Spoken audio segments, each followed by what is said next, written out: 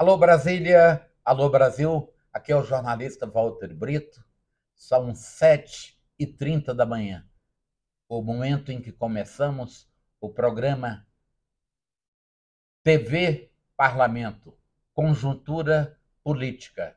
Hoje vamos falar aí sobre a influência da política estadual, da política local, da política municipal, nos 5.568 municípios desse país grande chamado Brasil.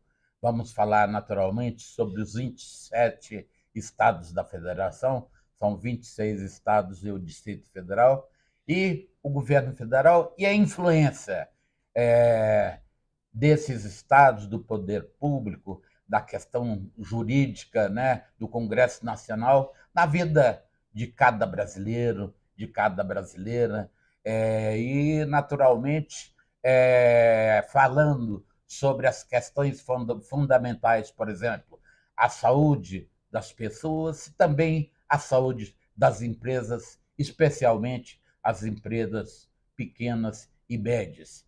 E é sobre essa empresa pequena, média, muitas delas que cresceram na pandemia, porque passamos, né, há 3 anos nessa luta, né, que assustou o mundo e o Brasil, quando perdemos 700 mil pessoas, brasileiros e brasileiras de todos os cantos.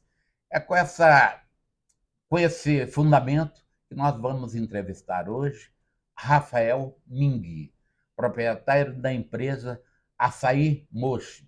Ele que fundou essa empresa com poucos recursos no ano de 2017, 2019, e agora a empresa se encontra em diversos países do mundo. Bom dia, Rafael.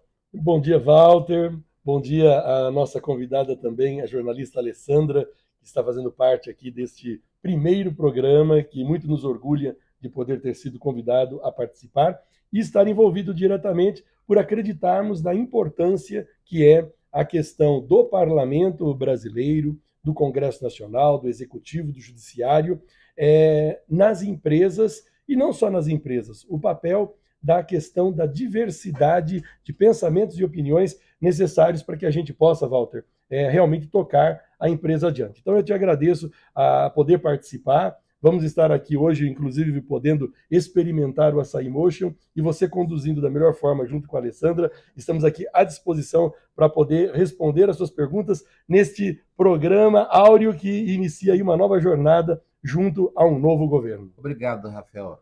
Ô, Rafael, nós passamos, como eu disse inicialmente, pela pandemia da Covid-19, né, que assustou o mundo, né, colocou a economia, inclusive a nossa, em frangalhos, e diversas empresas sobreviveram, como a sua.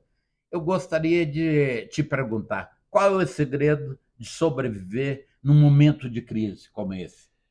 Primeiro, Walter, é muito importante destacar a nossa solidariedade a todas as vítimas das mais de 700 mil mortes que houveram aqui no Brasil e as famílias que passaram muito sofrimento, assim como eu mesmo e todas as famílias do Brasil tiveram algum conhecido, alguém que se perpetuou aí com a Covid. Então, isso é importante a gente destacar que foi um momento de muita tristeza, não só no Brasil, mas no mundo todo. Com relação à empresa, você soube destacar bem que é uma empresa nova, o Açaí Motion. É uma empresa que foi fundada em 2019, iniciou-se os trabalhos, é, e buscando o quê? Visando a saúde. Criamos um produto que, diferente de qualquer outro existente no mercado atualmente, é um produto que é para toda a família. Mas qual seria a diferença entre o seu produto e os demais do mercado semelhantes? Não, perfeito. Isso daí, dentro da nossa concepção, na ideia de criarmos o Açaí Motion, foi para que criássemos um produto totalmente diferenciado daqueles outros existentes. Em que características? É um produto que não tem taurina, não tem cafeína sintética, equilibrado nas vitaminas do complexo B, 30% de redução de açúcar comparativamente a qualquer outro. Ou seja, é uma bebida que, em todas as suas características nutricionais, técnicas, de concepção, se deu para poder fazer com que o ser humano, na sua degustação, pudesse toda a família degustar. Nós temos nele extrato natural de açaí, extrato natural de guaraná, e o concentrado de cenoura negra, que é um item que vai hoje para o mercado de exportação. Isso tudo reunido criou-se a Açaí Motion para se perpetuar no Brasil e em todo o mundo. É uma bebida que, pela concepção em si, ela vai fazer com que a refrescância, a Amazônia brasileira, o extrativismo indigenista, que é um produto notoriamente da Amazônia brasileira, não temos características nele do açaí do Guaraná que sejam encontradas em outros países. Então, por tudo isso reunido, é um produto que é a cara do Brasil e do Brasil para todo mundo, como você destacou. Agora, por exemplo, Rafael, se a pessoa tem algum problema de saúde, se é um cardíaco, se é uma gestante, criança, como fazer? Sim, o nosso produto, como você mesmo falou, é um produto que nós pensamos em criar um diferencial que não atinja as pessoas com enfermidade. Então, apesar de sermos considerados um energético, dentro da concepção da palavra ampla, nós somos um novo gênero de bebida. Uma bebida que tem características únicas e exclusivas que não causam mal à saúde para quem é cardíaco, para um enfermo. Não é suco, não é refrigerante? Não, ele não é suco, não é refrigerante, não é néctar, não é refresco. Ele é um energético natural pelas características do açaí e do guaraná. E não é uma bebida que tenha qualquer tipo de restrição ou problema para quem tem um problema cardíaco. Por quê? Porque não tem taurina e não tem cafeína sintética. Eu faço questão de até abrir para você, Walter, e dar para você poder experimentar. Vai ser um prazer. A gente brinca aqui, ó, que a explosão de sabor, ela explode quando se bebe, tamanha a naturalidade. E você pode perceber que a cor dela é uma cor vibrante, é uma cor que traz justamente o roxo da Amazônia brasileira, do nosso açaí. Tudo na nossa bebida, ela foi concebida para ser uma bebida que conquiste o mercado. Muito obrigado. Muito bom. Nós estamos falando de uma bebida, Walter e Alessandra, que nós já estivemos presentes em 62 países quando nós começamos a desenvolver o produto. Nós mandamos amostras, ainda com a lata descaracterizada, para 62 países. Nós conseguimos ter um feedback, uma aprovação unânime nos 62 países. Com o conhecimento que nós temos de outros diversos produtos que eu já trabalhei no meu passado, eu posso afirmar para vocês que dificilmente você consegue ter unanimidade de aprovação num produto ou algo que realmente seja do Brasil para o mundo todo. Agora, Rafael, eu percebo que, embora você esteja agora na iniciativa privada, você também já passou pelo serviço público, tem uma experiência grande. Você poderia, antes de continuar falando, dar uma retrospectiva nessa sua luta como ex-funcionário público, passou pelo Congresso Nacional, pelo Senado? Sim. Walter, isso daí, na verdade, nos traz muita experiência e faz com que a gente possa hoje aprender com os erros do passado e conseguir ser um atrativo para o futuro. Eu comecei a minha trajetória laboral, vamos dizer assim, com 19 anos de idade, na Prefeitura de Jundiaí. Eu sou lá de São Paulo. Isso, então na Prefeitura de Jundiaí, no estado de São Paulo, eu comecei lá com o prefeito Miguel Haddad em 96, e depois estive trabalhando na coordenação de campanha da reeleição do governador Mário Covas, onde nós tínhamos como vice o nosso atual vice-presidente e ministro de Desenvolvimento, Indústria e Comércio, Geraldo Alckmin, e depois disso fui para a iniciativa privada. Fiquei alguns anos mexendo com importação e com meus 30 anos de idade, em 2007, vim a Brasília, depois de um retorno do exterior, e comecei a estar atuando dentro do Congresso Nacional, como você falou. No Congresso Nacional, iniciei as minhas atividades com o presidente Garibaldi Alves, quando ele assumiu a presidência do Congresso Nacional provisoriamente ali, e desde então fiquei em cargos estratégicos para poder, inclusive, ajudar muito na pauta do que seria decidido, do que seria pautado no Congresso Nacional, isso envolvendo tanto o Senado como a Câmara dos Deputados. Agora, baseado nisso aí que você está dizendo, Congresso Nacional especialmente, o que que o Congresso Nacional, o que é o Judiciário, o que o governo federal, o que o governo estadual pode contribuir com as pequenas e médias empresas, né, Sim. como a sua, que está aí lutando, né, atravessando aí com sucesso a pandemia da Covid-19? É muito interessante o seu questionamento e nos faz refletir muito o que era o passado, o que é o presente e o que nós queremos para o nosso futuro. Eu me recordo que ainda lá em 2007, 2008, 2009, nós vivíamos um outro cenário político em termos de representação e em termos do que existia de vontade política e dentro do Congresso parlamentar para atuação de fato a beneficiar a sociedade como um todo. Infelizmente, nos últimos anos, nós estamos percebendo uma baixa, em termos até de qualidade, dentro do Congresso Nacional. Alguns dos deputados eleitos, que se dizem da nova geração, eles não estão preocupados com a sociedade. Eles estão preocupados numa oposição e numa briga política que, infelizmente, vem resumindo o nosso país nos últimos anos. Essa polarização, apesar de ser saudável para o país, ela só se torna saudável quando interesses maiores, que é a sociedade como um todo, e os interesses dos empresários, dos pequenos, dos micros, dos médios, dos grandes, são observados pelo poder executivo, legislativo e judiciário. E o que a gente menos vê noticiado são ações do próprio Congresso que atuem em prol da sociedade ou em prol dos empresários, que é o gerador da economia do nosso país. Você está vendo a TV Parlamento.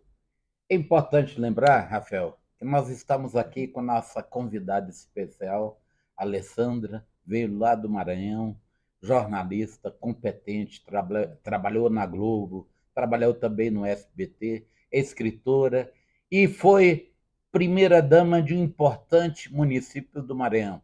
Qual o município que você foi primeira-dama? Primeiramente, é um prazer participar desse programa.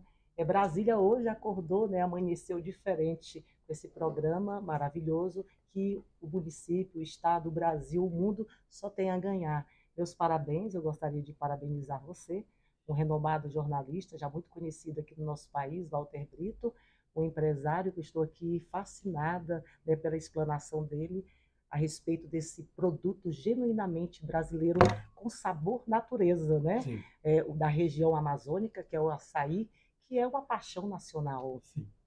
Então, eu fui primeira-dama em Fortaleza dos Nogueiras, no extremo sul do Maranhão, uma cidade que fica a 100 quilômetros de Balsas, que é considerada uma das últimas fronteiras agrícolas do país, né, do agronegócio, que é também um dos segmentos que movimenta o país atualmente, uma das molas mestras do nosso país. Que honra tê-lo aqui conosco, não é, Rafael? Sem dúvida. E o seu livro? Você tem um livro editado? Sim, é o seguinte, eu sou formada também em letras, né, e sou formada em direito também. Só que eu sempre tive uma paixão que é a literatura. Desde criança eu era impressionada pelos escritores de criação. E a gente percebe que no Brasil existem muitos escritores, mas muitos deles são pesquisadores, né? E não deixam de ser escritores também. Só que eu sempre pedi a Deus para ser uma escritora de criação, criar os personagens, as características físicas e emocionais dos personagens. E eu tinha uma paixão, porque eu fui criada. Meu pai chegou em Brasília em 1957, antes da fundação. Sou de família mineira e ele veio aqui para ajudar a construir Brasília. Então, ele chegou antes da fundação. Em 60 ele estava aqui. E ele foi funcionário da Nova Cap. Aí, mais na frente, os mineiros foram incentivados pelo governo na época para interiorizar o Brasil e eu fui criada no Maranhão. E esse Maranhão, né, ele é berço do romantismo. Por exemplo, a primeira escritora romântica do Brasil é Maria Firmina dos Reis, que é uma mulata de São Luís, que é considerada a Atenas brasileira, porque é um linguajar diferenciado, as pessoas têm uma tradição literária muito forte no Brasil, o Maranhão, E aí ela lançou esse romance, ela ficou consagrada, não é do Rio Grande do Sul, não é de São Paulo, não é de Brasília, não é de outro país, não é de outro estado. A Maria Firmina dos Reis, ela é do Maranhão, como Gonçalves Dias também.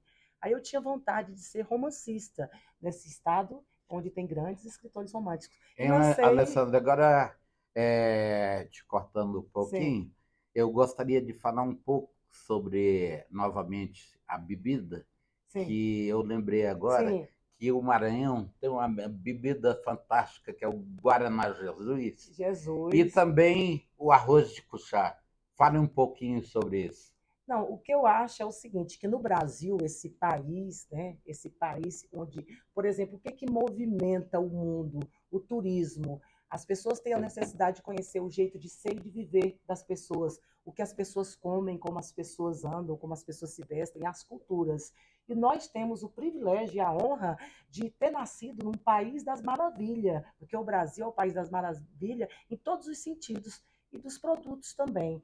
Tem o arroz de puxá, que é uma maravilha, as pessoas ficam fascinadas pelo arroz de puxá lá do Maranhão, que eu gostaria até que, quem dera, né, se essa febre, né, se essa moda pega, se essa peculiaridade da culinária maranhense pega como o açaí motion, que a gente está expondo aqui, que ganhe o mundo, que atravesse fronteiras. E qual a pergunta que você vai fazer para o nosso Rafael? É uma curiosidade, né? Algo assim impactou, né? Há uns anos atrás, com relação a esse produto maravilhoso, né? Que eu tive a oportunidade de conhecer no Pará. Perfeito. Conheço 35 cidades do Pará. Perfeito. O Pará cheio de maravilhas. Eu, em 2007, o Japão, né? Tentou, né? Ficar, né, com esse nome, com o nosso produto chamado açaí. E a ministra, a então ministra Marina Silva, entrou com ações rigorosas para fazer com que esse produto voltasse para o Brasil a favor do nosso país. Né? Como é que o senhor vê, né, essa iniciativa aí política para defender os produtos genuinamente brasileiros, né, que de qualquer forma alavanca a economia e projeta o Brasil no mundo inteiro? Não, sem dúvida nenhuma.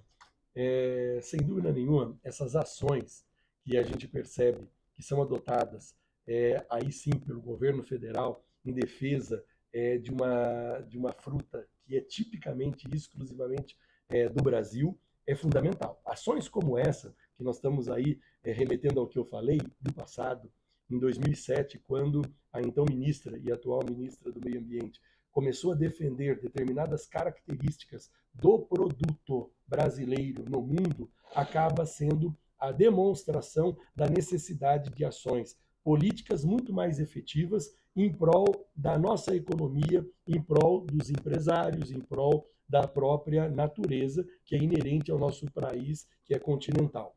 Então, precisamos que ações como essas sejam sempre observadas. Não é só a questão do açaí que tem que ser defendida. São diversas outras características que países como o Japão, que países como a Alemanha, que países como o próprio Estados Unidos, eles acabam vendo a oportunidade, a lacuna numa determinada legislação e acabam tomando isso daí como sendo de si próprio. No caso do açaí, foi algo grotesco, que foi devidamente combatido pela ministra e tivemos êxito para o bem do nosso país. Agora, Rafael, a sede de sua empresa funciona aqui no belo Brasília Shopping, né? Naturalmente, ao lado, aqui aos fundos, nós temos aqui o estádio Mané Garrincha, Sim. que o brasileiro adora futebol, né? E é o país do futebol. É o país do futebol. Agora, o seu produto é fabricado onde e como se dá a distribuição? Perfeito, Walter.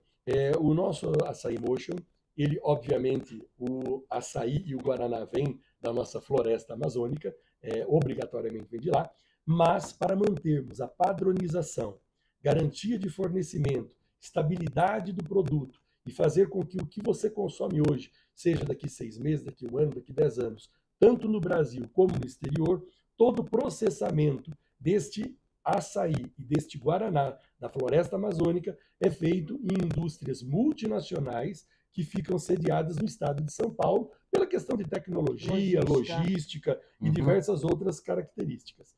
Então, assim, é importante destacar que nós temos aí a estabilidade do produto e a garantia de fornecimento da base de preparo totalmente estabilizada e produzida no estado de São Paulo. De lá, vai em bombonas com 25 quilos, mantidas sob refrigeração, para as nossas unidades produtivas. Hoje, nós temos unidades produtivas tanto no Brasil, em algumas fábricas, como também temos fora do Brasil, no México, Estados Unidos, estamos iniciando República Dominicana, já estamos com um pezinho dentro de Angola, 3 países na Europa sendo produzido, Japão e Emirados Árabes. Então, essa descentralização de produção faz com que nós possamos estar fazendo que o produto chegue mais rápido e com uma logística mais eficiente e no menor custo para os nossos distribuidores. Agora, então, Rafael... Até inclusive, né, a gente nesse cenário aqui, nesse ambiente, falando tanto das riquezas do Brasil, né, e uma Sim. palmeira também logo atrás ali, incrementando esse ambiente e reforçando essa genuidade do Brasil. Sim, esse estúdio aqui, como o Walter falou, nós estamos aqui no Brasília Shopping, nos estúdios da TV Parlamento, onde temos ao fundo lá que a nossa querida Arena BRB, que agora é um marco na cidade de Brasília, e, obviamente, uma natureza expressando justamente a diversidade e o que é o nosso país, Walter. Agora, Rafael, nós temos a LID, que é uma instituição que foi criada pelo ex-governador Dória, que aqui em Brasília é dirigida pelo Paulo Otávio, que é empresário bem-sucedido, nosso amigo, né? Líderes empresariais. Você tem alguma relação já com a LID? Sua empresa que já está em 17 países, pretende estar em mais de 50 ainda esse semestre? É importante isso daí já que você fala. Já foi convidado para participar dessas comitivas? Não, nunca. Na verdade, é aquilo que você falou, o esforço se dá hoje única e exclusivamente por iniciativa privada de nós, dos nossos acionistas e de pessoas ligadas à nossa empresa, sejam amigos, parceiros, distribuidores, pessoas unicamente ligadas a nós. A LID, como você falou, eu conheço o Dória, há de muitos anos de São Paulo, frequentava os seus estabelecimentos, sua residência lá em Campos do Jordão, mesmo na capital paulista. Então, eu conheço a história da LID. Porque, a meu ver, é a instituição para incentivar, né, pequeno, médio e grande empresário. Então, Walter, a questão do LID, ele já é um passo a mais. A gente percebe que as pessoas que hoje participam do LID, do qual nós muito nos honraríamos em estar participando em Brasília, até porque Paulo Otávio é uma referência, inclusive o nosso prédio aqui, que é um destaque em Brasília, foi construído e é um ícone dentro de Brasília. Eu participei da inauguração. Então você conhece toda a história essencialmente a fundo. Então, assim, Paulo Otávio é um visionário, é uma pessoa que soube fazer Brasília se transformar. Então, essa transformação também passa pela LID. E a LID é um grupo que reúne realmente empresários, mas aqueles que já estão num patamar maior do que o meu. Eu gostaria muito de que eles pudessem observar, às vezes também, aqueles que são pequenos, mas têm uma possibilidade de ascensão muito às vezes maior do que aqueles que já estão. Então, isso seria muito interessante, fazer um equilíbrio e buscar realmente empresas como a nossa. Vou te dar um exemplo.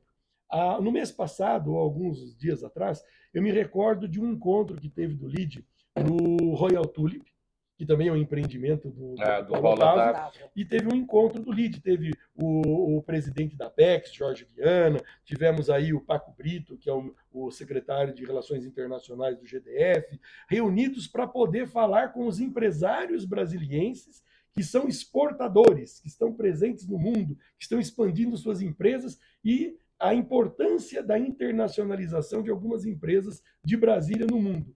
Eu posso te afirmar seguramente que eu acredito que eu sou uma das únicas em Brasília que já está presente em mais de 17 países e atingirá 50 países ainda no primeiro semestre, como destacado por você. E nós não estávamos presentes no encontro, no almoço, sequer fomos convidados ou sequer lembrados. Por quê? Porque uma coisa é observar apenas números individualizados e a outra é observar a empresa com a sua estrutura e estratégia de internacionalização, que não envolve uma empresa só que tem sede no GDF. Nós temos uma SA, da qual eu sou apenas fundador e conselheiro, não faço parte como executivo, não sou acionista da companhia, mas eu sou o conselheiro principal, assim como o brigadeiro Átila Maia, assim como outros diversos conselheiros. Nós temos pessoas que têm que compreender que a sede global da empresa é aqui. Mas nós temos a empresa constituída nos Estados Unidos, nos Emirados Árabes, no Japão.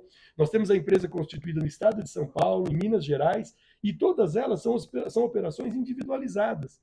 Então, a somatória de tudo isso torna a nossa empresa uma multinacional com características que tendem a ser uma grande companhia brasileira. Agora, atenção, governador Ibanez, atenção, presidente Lula, meus amigos, né, inclusive Ibanez, participamos com ele desde a primeira campanha da OAB em 2002, lá atrás, quando elegemos a Stefânia Viveiros, né, governador.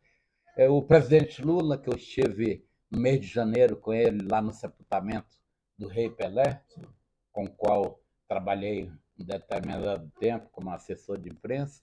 Agora, como fazer para o governo do Distrito Federal, para o governo federal apoiar a pequena e média empresa, ou seja, contribuir com a saúde, né, dessas empresas que estão sobrevivendo dentro de uma crise como esta? Olha, eu achei muito importante neste atual governo, na reeleição do governador Ibanez, o qual eu cumprimento, também somos colegas de advocacia, a iniciativa de ter Paco Brito como secretário de Relações Internacionais. Às vezes, todo mundo pensa que o pequeno, o médio, ou mesmo o gigante, precisa de recursos, precisa de dinheiro, precisa de empréstimo. Não é isso que nós precisamos. Nós precisamos que exista o incentivo do governo em nos dar visibilidade, principalmente empresas que têm potencial de expansão, não só nacional, mas internacional, mas que tenham a capacidade de visualizar como fazer ações concretas para que possamos ter o apoio necessário a estar presente, a divulgar, a estar sendo conhecido.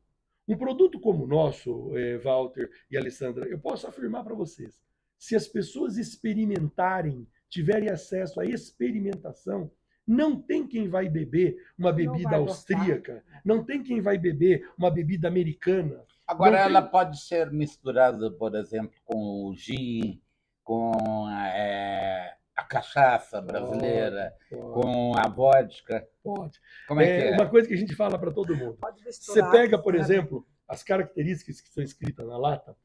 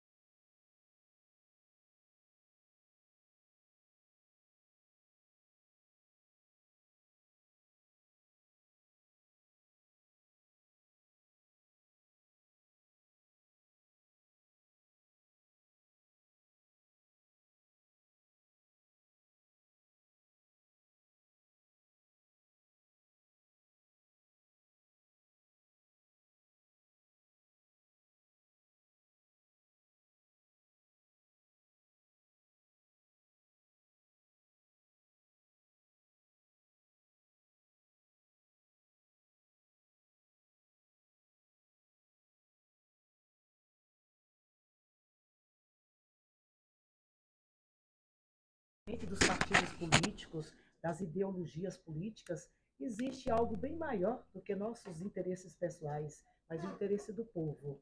Então, assim, eu não acho que é por aí, não é quebrando, não é se rebelando, não é causando alvoroço, não é destruindo que a gente vai construir coisas boas. Entendeu? Então eu vejo, não vi com bons olhos, fiquei muito triste por saber dos prejuízos que no fundo vai sair do bolso do brasileiro. Rafael, como é que foi essa afronta à democracia no dia 8 Olha, de como janeiro? brasileiro, como cidadão, como empresário, além de achar que isso foi uma vergonha, nós temos que coibir de forma veemente Realmente. esta prática. E isso daí é cortar o mal pela raiz. Nós sabemos, e obviamente com conhecimento um pouco mais aprofundado político que temos, sabemos que isso tudo tem mandante, isso tudo tem ordenamento, tem todo um roteiro, tem um sistema por trás de tudo isso. Incentivando esse tipo de Exatamente. comportamento. E nós temos, então, Walter, que coibir isso, fazer com que exista uma repreenda aí e uma punição à altura. A gente fica questionando muitas ações, às vezes, de países que são democráticos, mas cometem determinados atos mais rígidos com relação ao cidadão, com relação a alguns atos, até mesmo falando de terrorismo dentro dos Estados Unidos e algumas prisões especiais que existem aí espalhadas pelo mundo para deixar essas pessoas lá, usar um termo até inapropriado, mas a realidade, apodrecendo. Eu creio que isso daí deve ser não adotado no Brasil, mas dentro da nossa legislação, dentro do que está escrito no que diz o nosso Código Penal, no nosso Código de Processo Penal, tem que ser coibido e veementemente extirpado da sociedade pessoas que praticam e praticaram ou que incentivam esses atos. Agora, Rafael,